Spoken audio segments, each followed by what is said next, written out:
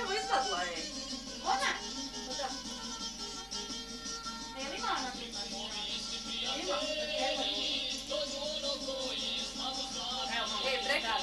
Prekini sada. To? Neki plaće? Sad se zabavim staviti. Kad je možda? Sutra da bude račuvaš. Djecu, da smo neći da... A to se me ovdje probušla. A to si mi juče što došao staviti? Da. Neće se sigurno svođe staviti.